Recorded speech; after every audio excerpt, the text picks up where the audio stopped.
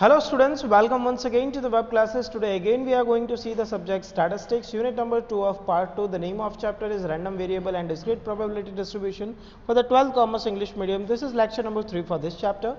So without wasting any further time, let's begin. Now, as we had discussed that the binomial probability distribution, the formula of it is P of x is equal NCx into P of x into Q power n minus x. This was the formula. अगर आपको नहीं पता है तो जाइए और इसका पहले वाला वीडियो जो है वो देखिए, ठीक है। प्लेलिस्ट में आपको चैप्टर वाइज वीडियोस मिल जाएंगे. Now let's read it. There are 3% defective items in the item produced by a factory. Okay, 3% defective. 3% defective. It means 97% non-defective. Non-defective. Okay. Now 4 items are selected. So n is equal 4.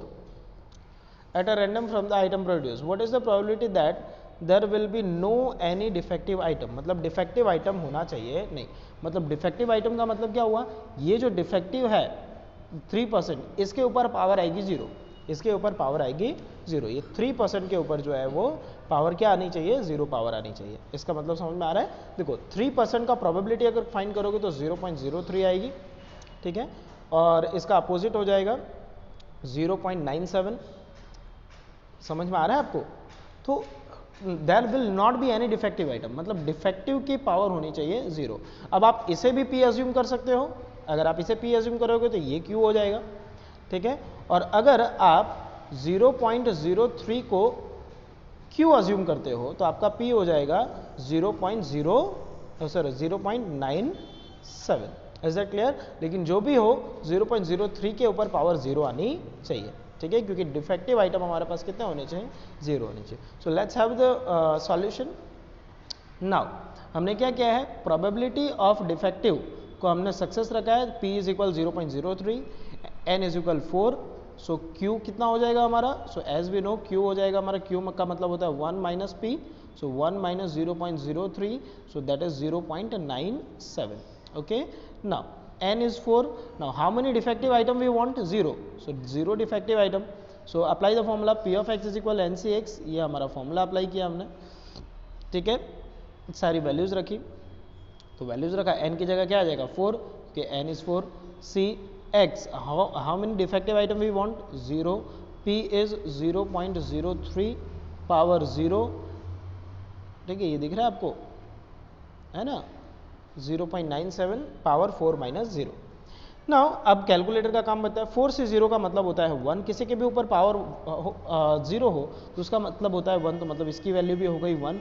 0.97 power 4 अगर करोगे तो calculator ले लीजिए, 0.97 power 4 कीजिए, जो भी होगा वो आपका answer. So this is your answer 0.8853. Thus the probability of getting no defective item in the selected 4 item is 0.8853. अब यहाँ एक बात ध्यान रखिएगा, जब आप डेसिमल में कन्वर्ट करो तो डेसिमल में पॉइंट के बाद में आप 4 डिजिट लिखोगे, 4 digits must be there. Okay. Now illustration number 2. The probability that a person living in a city is a non-vegetarian is 0.20. Okay. 0.20 वो बंदा नॉन वेजिटेरियन है. Find the probability that the most, एक minute, 0.20 ये हुआ non vegetarian. तो vegetarian कितने हो जाएंगे, एक में से माइनस करो. सो 1 minus 0.20 that is 0.80. So 0.80 is vegetarian. आगे हमें फाइंड क्या करना है, probability that at most 2% out of 6%. So n is equal 6. Randomly selected from the city is non-vegetarian. Is non-vegetarian. तो हम क्या करेंगे, non-vegetarian को P assume करेंगे. So non-vegetarian हमारा हो जाएगा P, जो हमें पूछा होता है ना उसे P assume करना होता है. और ये हो गया हमारा Q, n हो गया 6. अब इसका मतलब क्या है, at the most 2% out of 6% are non-vegetarian. मतलब ज़्यादा से ज़्यादा 2 व्यक्ति नॉन वेजिटेरियन होने चाहिए। ज़्यादा से ज़्यादा 2 का मतलब क्या हुआ, 2 या उससे कम, है ना। At the most 2%, at the most 2% means 2 और लेस देन 2। 2 और लेस देन 2 में कितने आते हैं, तो 2 और लेस देन 2 में 0 भी आता है, 1 भी आता है और 2 भी आता है। Is that clear? इसका मतलब हो गया P ऑफ 2 लेस देन और इक्वल टू 2, हमें ये फाइंड करना है, ठीक है। हमें P फाइंड करना है लेस देन और equal to 2, P of x less than and equal to 2। Now see the calculation here. If we consider the event that the person is non-vegetarian as a success, we are given the probability of success is P is equal 0.20, N is equal 6. So if we take X, the number of non-vegetarian among the selected person, then the probability will be X less than and equal to 2. Okay इसका मतलब आपको find क्या करना है, आपको find करना है P of 0 find करना है, उसके बाद आपको फाइंड करना है P ऑफ 1, उसके बाद फाइंड करना है P ऑफ 2 और फिर करना है तीनों का टोटल। तीनों का जो टोटल होगा वो होगा आपका आंसर, ठीक है। नाउ ये फॉर्मूला अप्लाई किया, P of x is equal n C x into p of x into q power n minus x and x is 0 1 2 so on, ठीक है 6 तक। Now what we need to find is P x less than or equal to 2, it means P of 0 और P of 1 और P of 2, मतलब तीनों का plus और मतलब प्लस होता है। Now P of 0 plus P of 1 plus P of 2। Now apply the formula।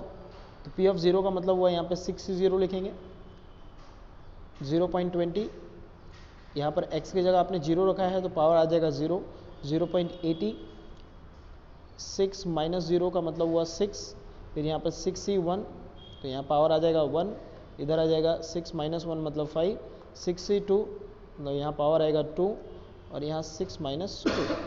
Now solve it, तो इसका मतलब 1, इसका मतलब 1, 0.8 पावर 6 करेंगे तो 0.2621। नाउ 6C1 की वैल्यू होती है 6, 6C1 की वैल्यू होती है 6, 0.2 पावर 1 0.2, 0.8 पावर 5 है ना, 6 माइनस 1 मीन्स 5, आंसर है 0.3277। इसी तरह से 6C2 का आंसर होता है 15, 0.02 पावर 2 एंड 0.02 नहीं 0.2 power 2, answer is 0.04 and 0.8 power 4 because 6 minus 2 is 4, सो इसका आंसर आ जाता है 4096। अब आपको करना क्या है, अब आपको करना ये है कि ये तो वैल्यू फाइंड है, पहले इनका मल्टीप्लिकेशन करो, ये रहा, इनका मल्टीप्लिकेशन करो, ये मिल जाएगा, फिर तीनों का करो plus, so 0.9011 is the required answer. So hopefully you have got my point. आपको सारे सम्स 2 टाइम करना है, ठीक है। यहाँ से इलस्ट्रेशन ही दे रहा हूँ, अभी एक्सरसाइज में क्या इसके 5 सम्स ही हैं, 2.2 में सिर्फ 5 सम है इसलिए। So your homework is illustration 11 and 12, how many times, 2 times, ठीक है। देखो ऑनलाइन वीडियो समझने के लिए आपको बेसिक कैलकुलेशन आना चाहिए, बेसिक मैथमेटिक्स आना चाहिए, ठीक है। सो आज के लिए इतना ही, बाय बाय, थैंक यू।